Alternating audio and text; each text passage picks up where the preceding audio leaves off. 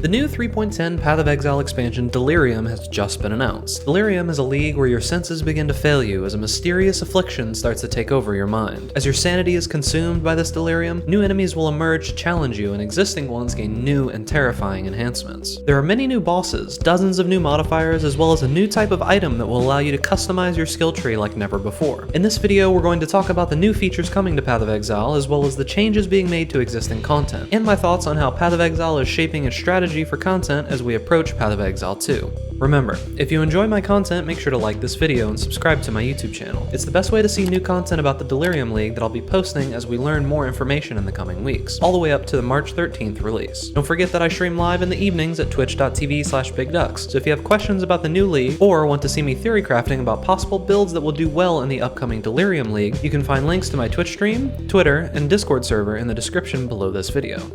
There is so much to talk about when it comes to this new league. One of the most exciting things, I think, is the fact that they're taking old content and they're going to be introducing it into the new content. This new league is going to kind of be a hybrid of two older Path of Exile leagues, so if you've played PoE for some time, this is going to be Breach and Rampage. The fact that Delirium is going to be affecting older content such as Essence or Breach or even Incursion is super exciting because this touches on one of the most important things that I think GGG needs to do going forward, and that's modifying the old content that they have. Because there is so much of it at this point, it's going to start to get overwhelming. Another cool thing about this is story bosses, map bosses, and I'm pretty sure endgame bosses are all going to be affected by this Delirium mechanic, meaning that if you make it all the way to the end of the map with the fog still present, there's going to be additional modifiers happening during the boss fights in the story.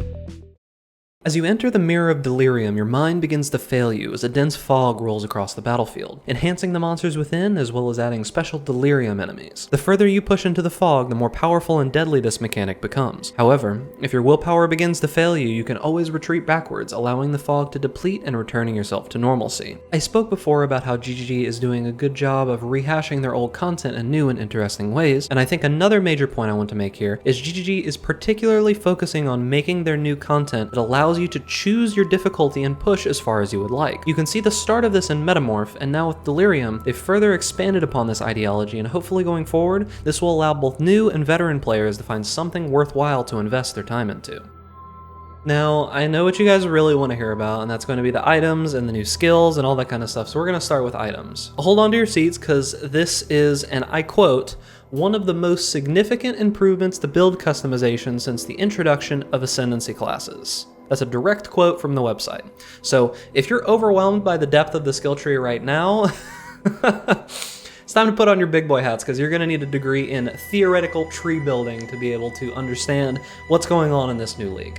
As you explore the Delirium League, you'll encounter cluster jewels all throughout the content that when socketed into the outer jewel slots in the skill tree will create new and customizable nodes that extend beyond the reach of the standard tree. Yeah, that's right, you heard me, the skill tree is getting even larger. With roughly 280 new notables as well as a few powerful new keystones, the new ultimate peak of crafting your perfect skill tree just got 1,000 times higher. And don't forget to give some energy and support to the Path of Building devs because I can already imagine that this new skill tree is going to be an absolutely massive headache for them to implement. It's probably going to take some time, but go take care of those guys. Links to the Path of Building will be in the description below this video.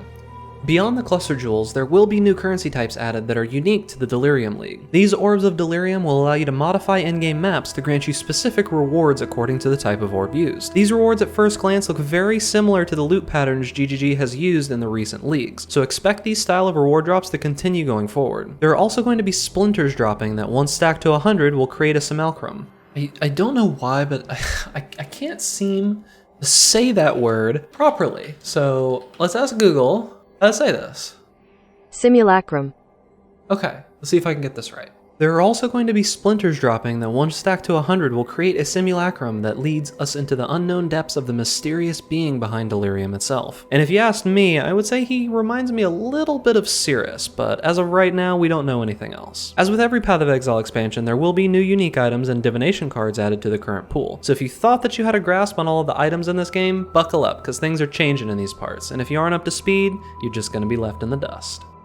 In the Delirium League, we're getting 4 new skill gems and 3 new support gems. At the time of this recording, we only have access to 3 of the actual skill gems and none of the support gems. And unfortunately, we only have info about 2 of those skill gems. The third one, there's just no info about besides the name, seemingly. If you want to hear the latest news on the rest of the gems as they release, make sure to join my Discord linked in the description and talk with me and the rest of the community in the Delirium info channel. We're going to be working on compiling and theory crafting around all of the new skills, and we'll be working on builds to suit each of the new abilities as we gain more information. So an interesting note about these skills is that this time around, instead of making abilities that all conform to a certain archetype, such as the physical and lightning spells, the ballistas, or the blood and sand based melee abilities, this time the team was told to work on making just cool and awesome new abilities. So this time around, we get kind of a mixed bag. Starting out, we have Blade Burst, which allows you to detonate blades that are left behind by ethereal knives, Blade Vortex, and Blade Fall. Although I'm not personally very interested in this ability for its main usage, I am heavily intrigued by the alternate use, which is that the blades left behind on the ground by these abilities will be able to be animated. I suspect that this ability will feel similar to Detonate Dead or Mines in general, so if those playstyles are familiar to you, then you know what you're in for here. Honestly, I'm kind of confused about the purpose of this ability because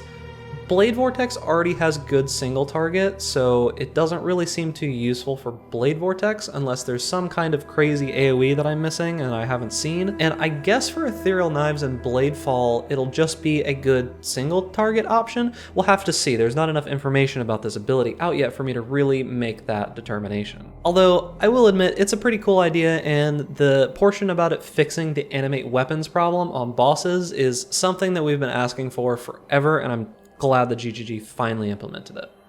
Moving on to Kinetic Bolts. This is an ability that will bring some life to a long-forgotten subclass, the Wanders. This ability fires a projectile that bounces back and forth, forking with each of these bounces. It's important to keep in mind here that most likely this ability will follow every other projectile in the game, in the rules that projectiles must pierce as many targets as they can, before forking as many times as they can, and then chaining as many times as they can. This ability has built-in fork that is constant with every single bounce, and I feel that there is potential there for that to heavily limit what this ability is capable of. Giving the ability Pierce will prevent it from forking until all of those pierces have been used, and the fact that it always forks with each bounce also should prevent it from ever being able to chain. However, the last bit of info about this ability makes that not so worrisome in that spell damage will further empower this attack. So if this ability ends up being good, expect Crown of Eyes and Skyforth to be insanely expensive again, as the hybrid wand build will be making a comeback. And finally, the third ability that was presented is Stormbind, and unfortunately, we were given almost no information. I went and I checked through all of the articles that GGG linked, and not a single one of them mentions this ability.